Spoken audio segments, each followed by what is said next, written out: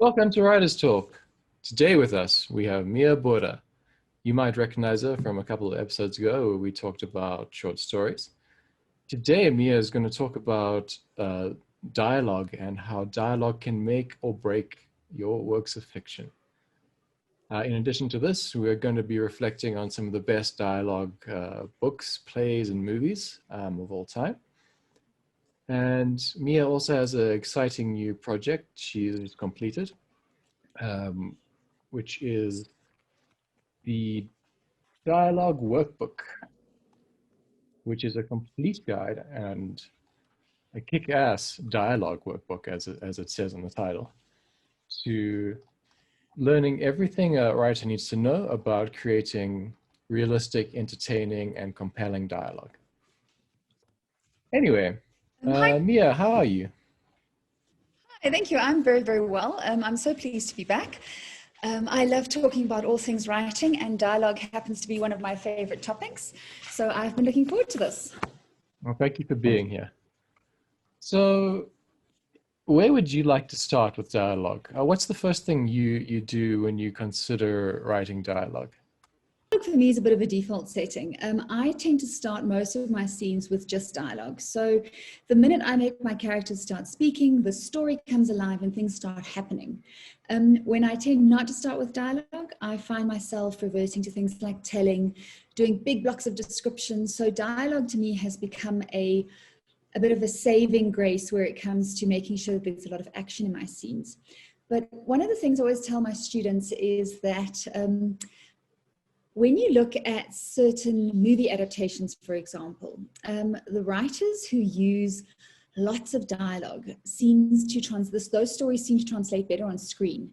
If you think of people like John Green, the huge success of, he's just amazing. He writes such fantastic dialogue and his movies look really good, translate really well. Also very good speaker. I don't know if you've, it's not quite your demographic, but I'm not sure if you've watched Bridgerton on No, Netflix. is this a sort of BBC kind of drama or something? So it's not BBC, so it's very American, but Right. It was written by an author by the name of Julia Quinn. It's historical romance, it's lots of fun, it's ball gowns, it's rakes, it's all kinds of fun love stories and things like that. But she also uses lots of dialogue. So it was so interesting to see how her stories translated to screen. It was a nice example. So I always encourage my writers to use as much dialogue. Modern novels do have more dialogue than our classic novels. So when you look back at the older stories, you'll find that they don't have as much dialogue. Whereas when I talk about modern, I say stick to books that were published about 2 to 5 years, obviously closer to 2 if you can, but just go see how much dialogue is included in our work lately. It does show that there are certain trends and dialogue just seems to be increasing as we go along. So a word you used was a block of writing. And I think that is a common mistake that first-time writers do make. Any first-time writers, even just students coming out of school, tend to just create a square, unindented sort of wall of text whenever they try to create their first work of fiction. And I think the importance of dialogue is it breaks that up, makes the page more appealing to the eye. And just easier to digest as a reader. Let's quickly take a look at what some of the functions of dialogue are, what the function of dialogue is, okay? So dialogue, first of all, these are two misconceptions that writers sometimes have, is that they don't always understand what dialogue entails, how much of your story really is dialogue, and how much and what the function of dialogue is. Okay, so just very quickly, the function of dialogue is first and foremost to show character. Okay, the minute someone starts speaking, how they talk, what they're doing while they're talking, all of that helps to convey who they are, the vocabulary that they use. Okay, the words that they choose. This conveys character. The second thing is dialogue. Also set the tone, I suppose, for that absolutely. If you're telling a story about a bunch of drug dealers, you're going to have most likely a lot of slang. You're going to have and kind of abbreviated speak where they talk to each other, you know, and obviously, like, I don't know, maybe they speak in code. Sorry, my street cred is a bit dodgy lately, or non-existent, let's rather say that.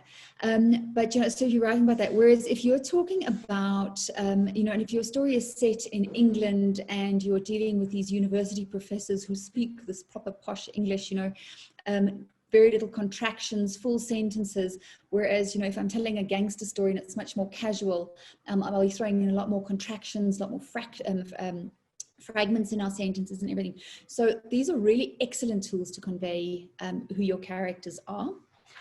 The next function of dialogue is to move your story forward. Okay, so dialogue isn't just going to, hello, how are you, lovely weather we're having. We tend to skip those parts of the dialogue. We don't put in those. I always say, only your mother minds your manners. So skip all of those, all the greetings and the polite stuff. Get to the crux of the conversation, because that's what's going to move your story forward. When your character has questions they have to answer, when your character has, you know, questions to answer, information to give or to convey, dialogue is a fantastic tool to do that, and all of those conversations will move your story forward. So my question with that would be, how do you know what to skip and still have it seem natural or natural enough? So where do you start your dialogue, your conversation with that character? I mean, you see this a lot in, for example, in television shows, particularly the sort of more scripted ones, where people don't stumble, people don't stutter, people don't repeat themselves.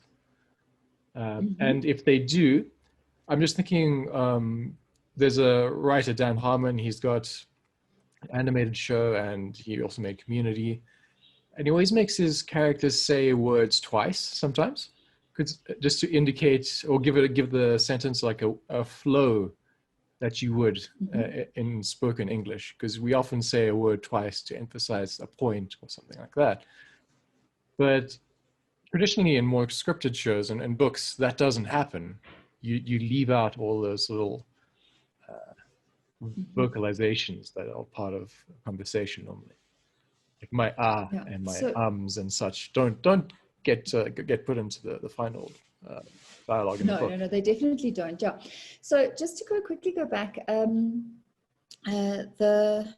your first question was about when to start your dialogue. Where do you jump in? What do you go for? Okay, so there is a loose rule in writing where we say arrive late and leave early. Okay, so only get to really what the crux of the scene is. Don't give me the preamble before and the preamble after.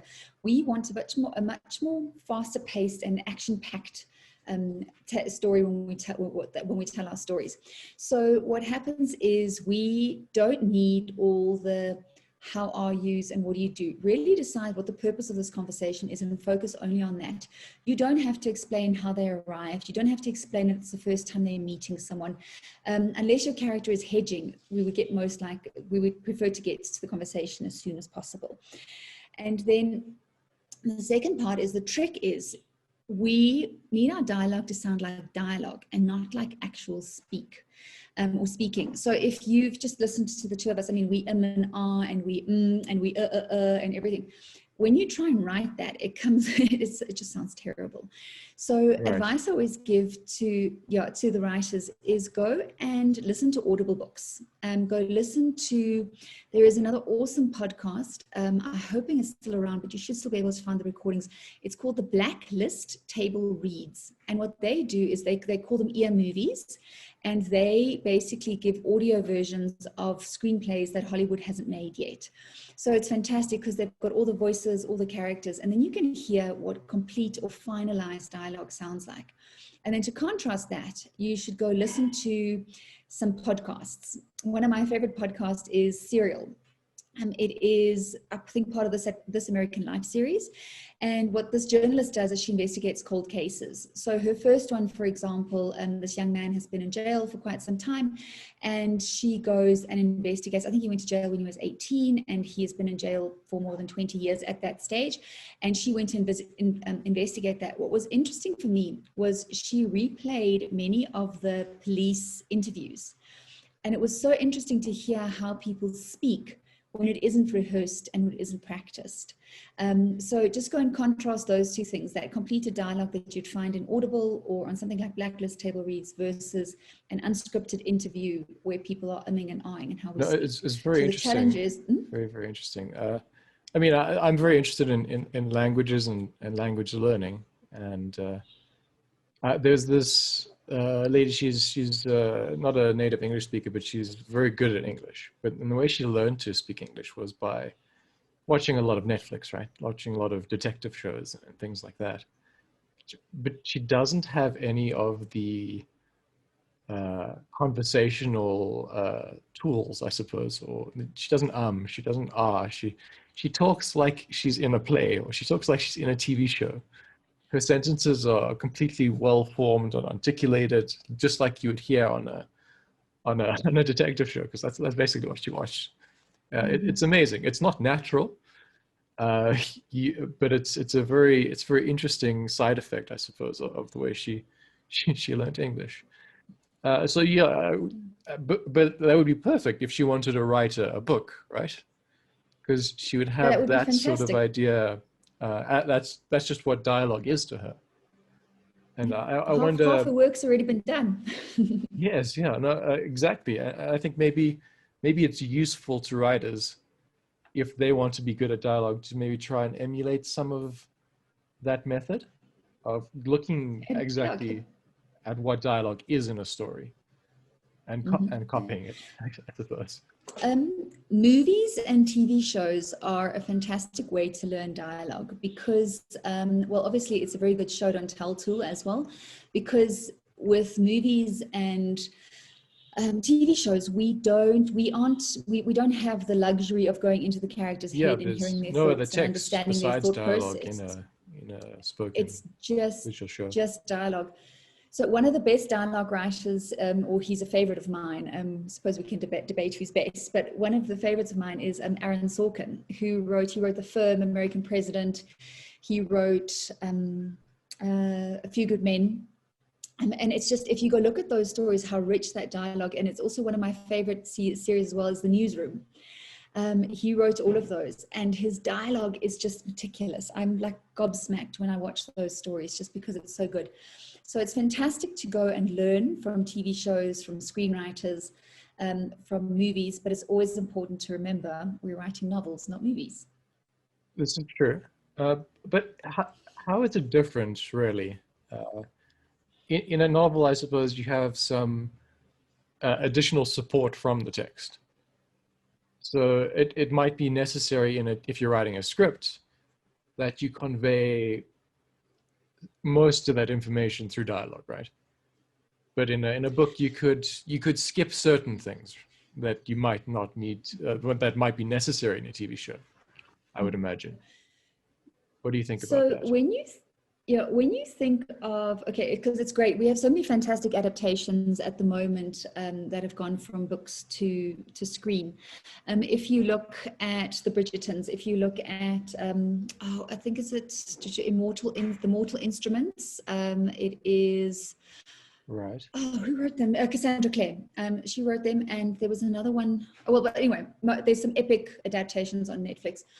When you watch a story, and this is also true for picture books, if anyone's ever a picture book writer, is that your pictures and your images do so much of the heavy lifting.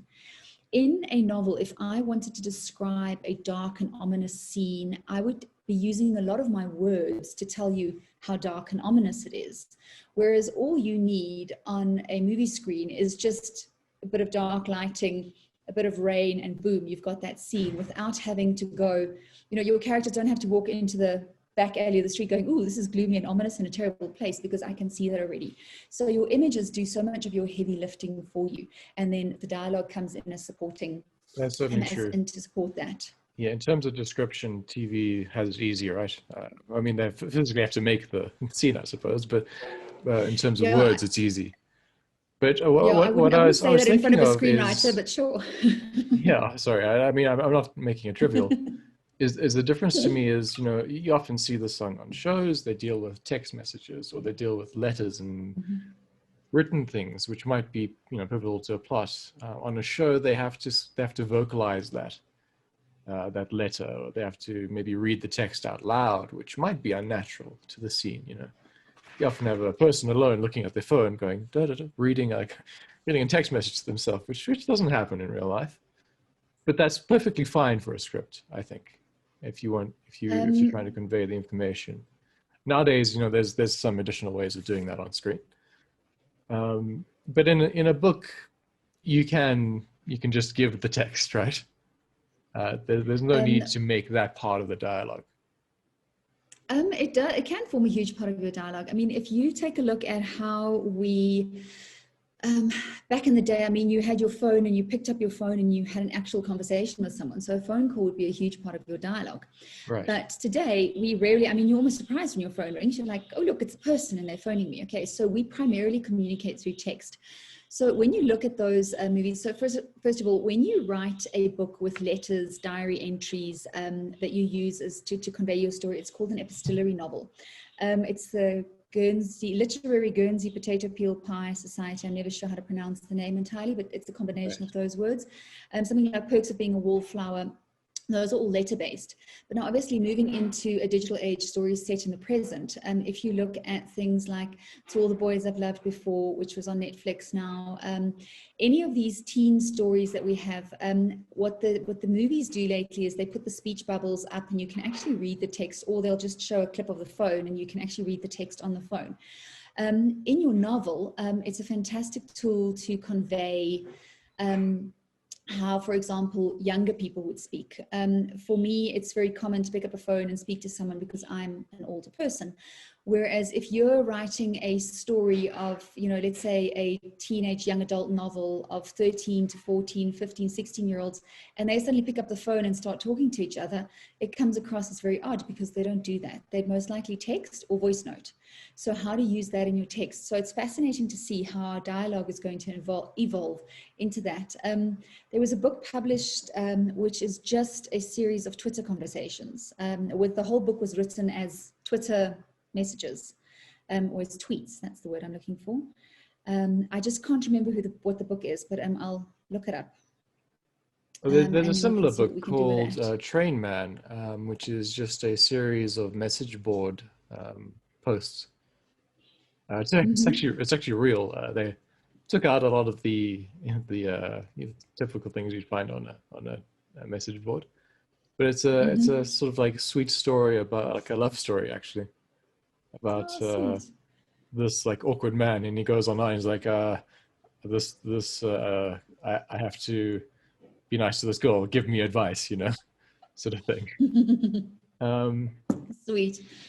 But yeah, that was an interesting thing. But that literally had no dialogue. So I suppose some stories can work in that way. Yeah, it almost becomes on the other hand, dialogue because is something like that just all dialogue? Because it's all just people speaking to that person.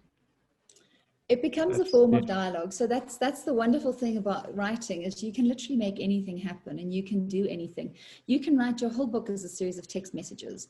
If you go put them in as screenshots, I mean, we spend so much time on the internet reading all these screenshots of the joke and the autocorrect fails and stuff.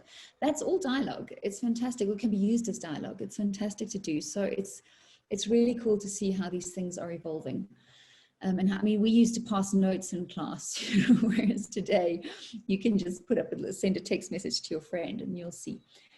We were speaking about the function of dialogue. So another fantastic function for dialogue, one of the third function, is that it adds conflict and tension to your stories.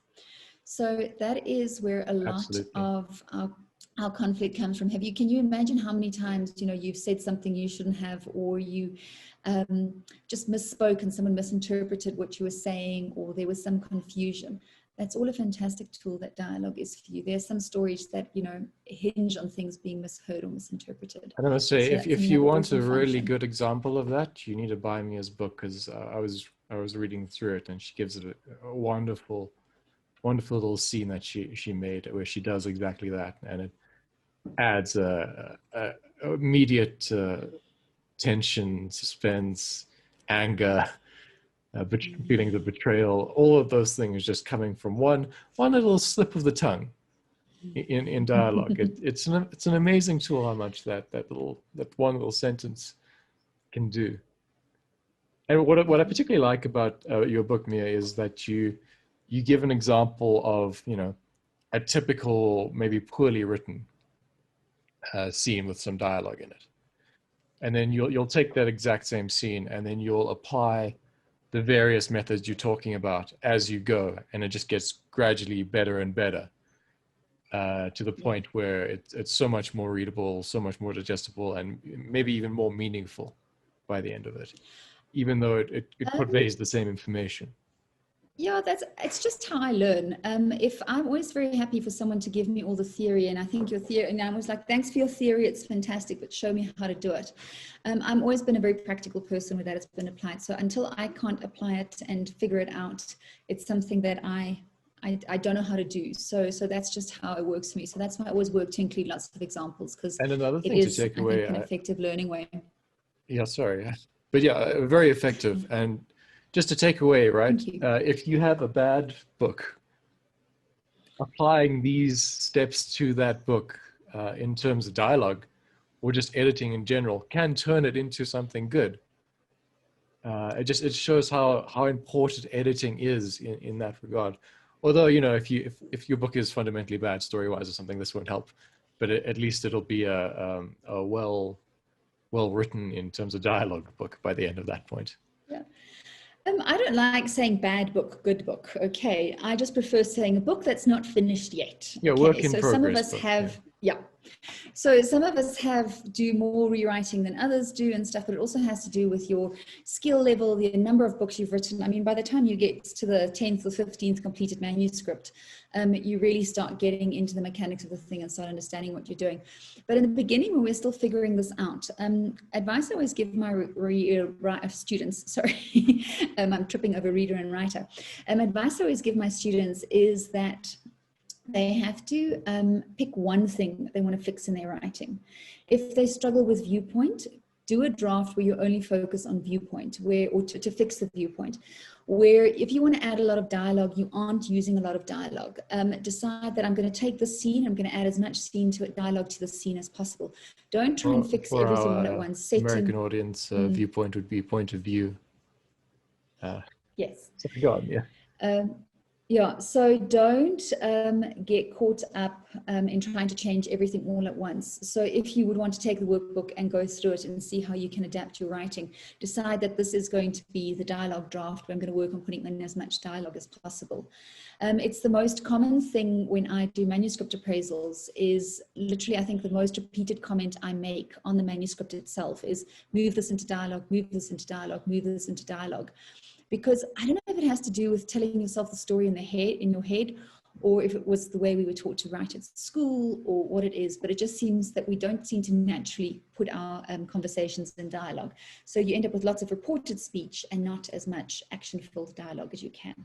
Another thing I quite like about moving things to dialogue is it ups your page count and lowers your word count at the same time, which sort of gives you an inflated sense of achievement whenever you add a dialogue heavy scene to your work, which I mean, I'm not saying that's necessarily good or bad, but it does encourage one that, you know, oh, I achieved so much, I wrote 10 pages today.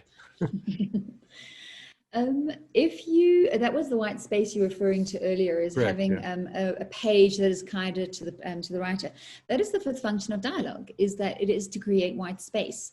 As readers, I mean, if you look at our classics, if you really go look at those older books, it's solid pages of text upon text upon text. There's rarely paragraph differences, indentations, whereas dialogue just gives you that breathing space on the page. And it's a design principle. So the absence of text draws your eye to the text. So by reducing the amount of text on the page, you kind of go, oh, wow, this looks more readable and friendlier to read. So if you think back to your textbooks and that solid text that you used to have in there, it's that white space that we search for as readers. I'd like to talk about a few older books, just in general. This isn't a book that is on this list of books that you can go and have a look at. I'll leave the link in the description. But I just thought about the Sherlock Holmes books, particularly the first one. I don't know if you've read it or not, but the dialogue is a very, I mean, it's great. It's iconic, right? There's so many quotes and misquotes you can think of just from Sherlock Holmes books. But there's also a lot of description. In particular, I'm thinking of an entire chapter where there might be 2 or 3 bits of dialogue, and you kind of just slog your way through it. But it's almost when you get to that point, because there's so much good dialogue throughout a Sherlock Holmes, Arthur Conan Doyle story. But in particular, in the first Sherlock Holmes book, there's a chapter about Mormon sort of enclave this man finds himself part of. And it's basically without dialogue, a few lines there and here and there. But because the rest of the book has such good dialogue, very good pacing, even though it's an older book, must be more than 100 years old at this point, Sherlock Holmes, I'm not entirely sure. It's fast-paced relative. You could publish it today and probably get away with not many alterations to the style at all. Publishers would mostly be fine with it. But this one chapter is then written in a more traditional kind of way, and it's a terrible slog because of it. It's like hitting I don't know, hitting a roadblock, I suppose, or going on a detour through a different novel when you get there. And it just shows how powerful the rest of the dialogue in that book is in terms of the mechanics of the book, just making it more readable, more enjoyable, and just a pleasant experience. I don't know what you think about alternating some dialogue with, longer areas of description in your book. Okay, so that's also, we have to kind of think of how would we do it in real days, because I want to talk about those older authors just quickly, so remind me to go back to that. But if you take a look, at some point you can't do all your description in your dialogue. It does a lot of the heavy lifting for you, and it's fantastic just by saying, grab your jacket, or do you have the umbrella, already tells me about the weather conditions, for example, without my having to go, it had been raining cats and dogs XYZ for how long. Then that can become natural. But at some point, you're going to have to put in setting description that cannot be described repeatedly by the character, or discussed repeatedly by the characters, because it would also be weird for 2 characters to sit there having a discussion about their surroundings the whole time. So you actually need to drop in little nuggets. So it's all about finding that balance. Okay, so it is kind of like the writer's curse, is what to put in, what to leave out, what to put in, what to leave out. And that is the question that most of us spend our lives answering. But yeah, it's always good to find a balance. We can't have just dialogue, but we can't have just description either. So if you look, I think there's a fact that says modern novels contain about 50% dialogue. So that's a lot, whereas the rest is made up, your setting and your description and all of that is made up by the rest of it. Would that be in terms of word count, or just space on a page? Well, word count, space on a page, if you look at 300, like a basic, the average 300-page novel is about 80,000 words if it's genre fiction. So yeah, it's to work on having about half of that to be half your word count, half your that to be your page count to be dialogue. Okay. That seems very reasonable. Yeah, quickly, you mentioned Sherlock Holmes. Okay. Sure. So Sherlock Holmes, Agatha Christie, and Roald Dahl. If you look at those 3 authors, they're kind of authors who wrote so long ago, but we're still reading and looking at their work and still making movies of their work and stuff. And if you look at that, the one word you mentioned was good pace. Their stories all, progress quite nicely. And then all 3 of them instinctively use a lot of dialogue. If you take a look at Enid Blyton and Roald Dahl, who were contemporaries at the stage, is we very rarely see a lot of famous 5, Secret 7, and even Magic Faraway Tree, because they are slower, contain less dialogue, and then Roald Dahl is just almost a timeless story. And the same with Holmes and Agatha Christie, not Holmes, sorry, Arthur Conan Doyle. And then with Agatha Christie as well, her books, it was actually her language use. They've done a whole study on it. So go take a look at that, because her dialogue is fantastic. It is the way Poirot speaks. It's wonderful. And then, of course, yeah, the Sherlock and Watson dialogue is, I mean, there's some epic conversations there, and it's a very interesting I think technique to it reveal. works so well Mm. in a sense, because it's just every Sherlock Holmes book has this epic dialogue, sort of exposition dump. It's like, oh, we've built up this mystery, and now we've got to the end, and Holmes is gonna explain it, and Watson's going to react, to all No, those and witticisms. It's such a perfect it's a combination. wonderful, it's a great technique to help us understand the process he went through to come to his conclusions. Whereas if you had to write that down, it would kind of be odd. I mean, no person would, even with, the slight ego that Holmes had, he'd never sit down and go, right, oh, I was so clever, I did this and this and this. He has to explain it to someone, and that someone is usually Watson. Yes, so it is a wonderful, wonderful technique. I mean, it's the equivalent of like your evil monologue. It's your good guy monologue, really. They're explaining their plans. It's just such a wonderful device. More things should have it in it. But going back to books that are now on this list, on the Goodreads list, it's just the list you can search for. They're the most upvoted lists under the best dialogue tag. Pride and Prejudice is number one. I'd say Jane Austen, I wouldn't say is necessarily the best author when it comes to, as you're saying, 50-50 split of dialogue and description. I think it's much more description than dialogue, but there is some definite all-time great dialogue that has come out of Jane Austen books.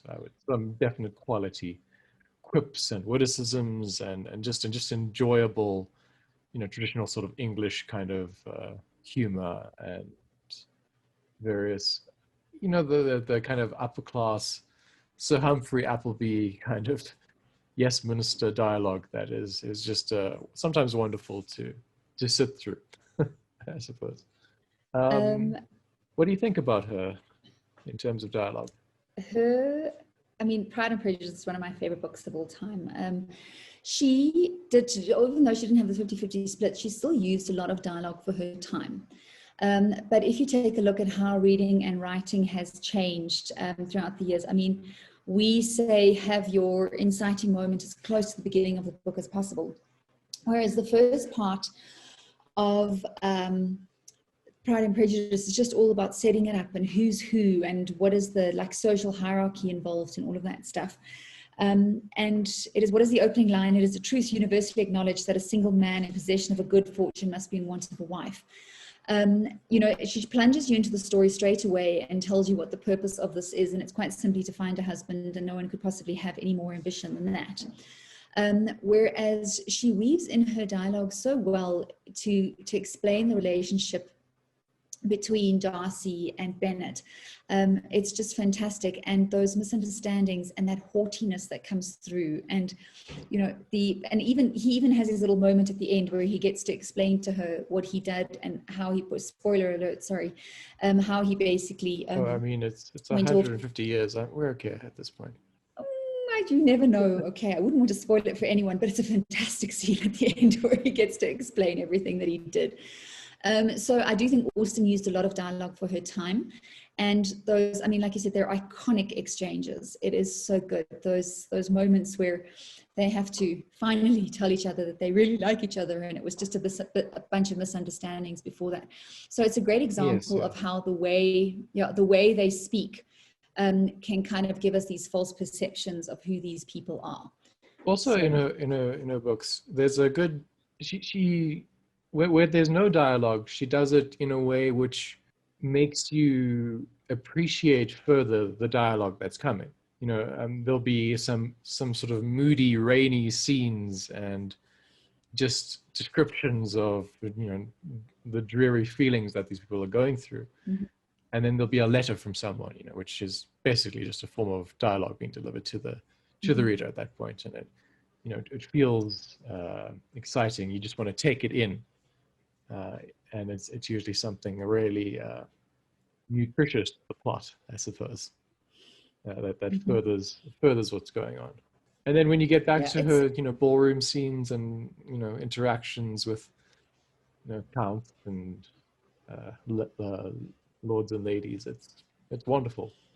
Yeah, it's definitely a much slower paced novel than what we're used to. But once again, for the time it was written, it really is. And that's why we still read it today, and why we're still so enchanted by the story today, is because it is actually a story that moves quickly. It doesn't take a long time for us to get where we need to get going, or we need to go. So anyway, that's just a mark of a good writer. So that is fantastic stuff. So you just... Yeah. So yeah, just keep going. That's all. The writer just needs to get us to keep turning the pages, and that is what is so wonderful about it. And something that is almost as old, but definitely not slow paced at all, is Oscar Wilde. In almost anything he wrote, even his novel, A Portrait of Dorian Gray, isn't slow paced. It's very long, and there's some fantastic dialogue in it. But that's not really what I'm thinking about when I'm thinking about dialogue in Oscar Wilde. I'm thinking about his plays. Particularly the importance of being earnest, I think, is the perfect example of dialogue. It's just so wonderfully witty, back and forth, back and forth. It's crafted where one sort of bit of dialogue sort of fits into another, plays off one person, comes back and delivers this like wonderful joke, or little bit of meaning, or just some philosophy he wants you to think about. Even, this just, the name being Ernest. Ernest is always basically lying, right? And doing things that are not earnest. Saying it's just such a wonderful example of dialogue, and it's a play. So everything in it that has been written, besides stage direction, is just dialogue, and it tells a complete story from beginning to end. Perfectly. He has such a perfect turn of phrase. I mean, anything he said, I think, can actually just be interpreted as something. I mean, he was just very witty. So I think that makes, when you're naturally funny, it kind of makes it will definitely reflect in your writing. It'll definitely come through in your dialogue. And funny always wins. Funny, if you're looking for a post on the internet, if you're looking for a good book, something that's funny just always seems to do so much better. That's one of the things we spoke about Bridgerton earlier. One of the things that actually differentiates Julia Quinn from other romance writers is her humor. She is very witty and she's very funny when she writes. Another author like Janet Ivanovic, I mean, she is one of the people who actually has me in stitches when she writes, and her dialogue is just so funny. And this absolutely crazy Stephanie Plum, who just never seems to get anything right. But that's all the funny that comes through there. So I do think if you're an Oscar Wilde and you are that witty, you will have a natural edge with your dialogue. Anyone who enjoys words and arranging them in clever ways will enjoy Oscar Wilde. But more modern dialogue, Terry Pratchett can be considered more modern. Probably written in the 80s, I think, was The Color of Magic, which is the first Discworld book, and I don't think it's on this list, which is why I'm speaking about it in particular. He is known for his turn of phrase and sort of making words bend and break to his own end. And he certainly has great dialogue, and some of it does come from The Color of Magic. I'd suggest some of his later books are much better if you're looking at dialogue, but definitely go and check out Terry Pratchett, particularly his Witches series books, where he takes rural countryside English, like England English, and makes it so he doesn't mock it, but he makes it entertaining from the perspective of people who actually understand grammar, because it's not important in a country setting how you use the language in particular. And he doesn't use he doesn't use the right word for things. He'll talk about a psychological point of view, but the characters might call it headology, because they don't have quite the right words for what they're trying to describe. And being witty in a less than perfect grammatical structure is really difficult. And I think he does it really well in that setting, using country slang, and not cool country slang. You're talking about something your grandmother might say, or your grandfather, or the farmer down the road. And making that entertaining and delightful is a real talent. And I think you talk about that in your sort of accents and dialect section as well. Hey? Yes, that is definitely a big part of the story. What we have, okay, so yeah, there are writers who can do it and they do it beautifully and they get away with it. Creating new words and new parts of the vocabulary makes dialogue an awesome tool to convey setting. So using words like headology and stuff like that would make it almost like a very British setting and would put it in its place, but it really works.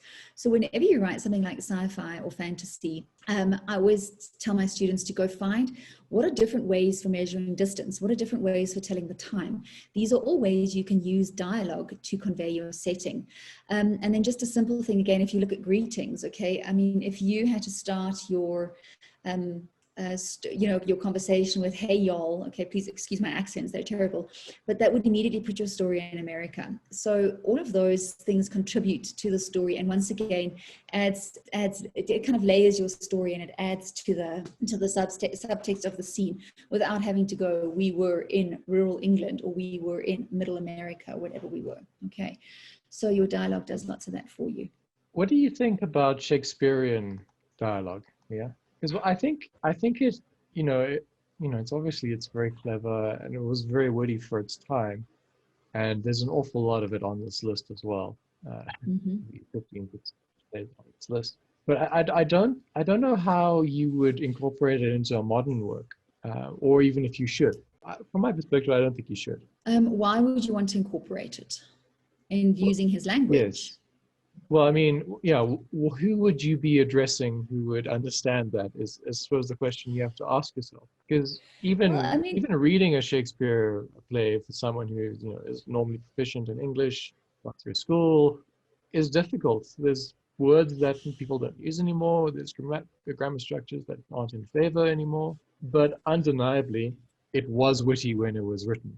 And well, if you understood the language, it could be very funny or it could be very moving, but it has ceased to be for, I think, most people today. I don't know if that's fair or not. there is a lot of debate about why we are still studying Shakespeare and whether we actually still should, especially in a second language context. We are sitting with, why are we weighing people down with this like old school English that no one speaks anymore, and then of course where the value in it lies and everything. But I mean, we can't argue about the popularity of Shakespeare. We are retelling and still retelling his stories. It is also important to remember that they were written as plays, so therefore much more dialogue heavy than they would have as novels. And I mean, he's credited with introducing so many words to the English language, with just regards to making up his words and the way he used it and the way he wrote his dialogue. I mean, it's just so funny. And, some of it, we were laughing out loud, and other parts, his dialogue worked really, really hard. And we're still quoting out damn spot and all of those. I do think it is a tough read. It's definitely not light reading you do the night before you go to bed. But there is definitely still some value in it, and it's beautiful. So, yeah, I do think it contributes a lot. I just think, well, interesting and a great source of plots. You can take a Shakespearean plot and just modernize it, and people make a living off doing so on a constant basis. Macbeth is remade every year, so is Romeo and Juliet, and it continues to work. I just think it's not a place to go for dialogue unless you're specifically trying to add a character who might be emulating that style in some sense for some particular purpose, which could be very enjoyable. But I just don't think a whole book could work in that sort of style anymore. If you write a book set in that time, and that's when your characters were alive, it's something you're going to have to become very, very comfortable with. Indeed, but I mean, even if you are doing that, I think you have to obviously modernize it so people are. So there's a BBC series with David Mitchell. I can't remember what it's called, but he plays Shakespeare, right? And he has a family, and he's got his running the theater, but it's all delivered in modern day British English, so that you can actually follow what is going on. Because if you were speaking in the dialect of the day, it wouldn't be intelligible. I don't think you should emulate something that people are going to have trouble understanding in your work. Well, you're going to have trouble, yeah, finding readers to do it. And the point of communication, the point of writing a story is to convey meaning. So you have to write in a way that your characters will understand. But you can be very clever about it as well. Imagine dropping a Shakespearean character in a modern setting. What is going to happen? How is he going to speak? How is he going to make himself understood to the people around him? That could be a huge part of your conflict in your story. So once again, with fiction, the answer is you can do anything. Indeed. What do you think about John Green's books, Mia?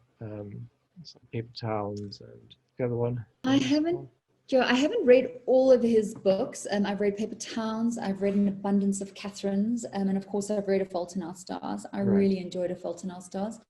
And it is because it's the kind of book that I like. I'm always a sucker for a love story. Anything that, okay, spoiler alerts again, anything that has a bit of romance in it, I'm always very happy for. But just, yeah, his dialogue is fantastic. And it is such a good example of modern dialogue and how to write. I didn't enjoy the turtle one as much as I enjoyed that, but it was just beautiful. So he is a great author to learn from in terms of dialogue if you want to go and look at how he does it. Of course he writes primarily lots of young adult, so go and take a look at how he managed to convey the teenage vocabulary and the age of the speakers in a realistic or authentic that in manner. particular is very interesting, because obviously he was, you know, a 40-year-old man when he was writing that stuff.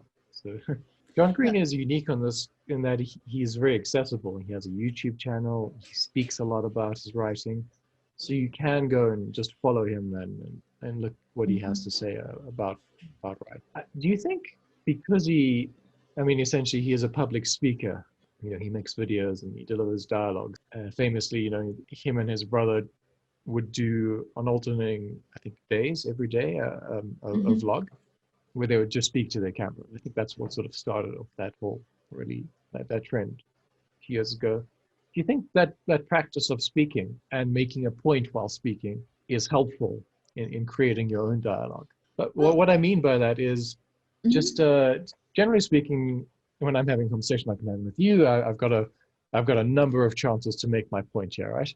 And I'm going to try various things until I get that point across. But if you're delivering a video and you've only got, you know, a minute to make that video in, you need to get your words right. You need to get them pointed, and you need to be sure that the meaning that you're trying to convey is what's going to be received. Do you think that sort of practice helps him with his writing of dialogue in his books? I definitely think it does, because it makes him a better communicator and it makes him focus his work. If you've ever watched those vlogs, it's insane to watch him and his brother speak. Sometimes it feels like you're like tripping on too much caffeine because they speak so fast and they go and they convey these points and blah, blah, blah, blah. It's just he rambles through this thing, which is just, but yet he is clear.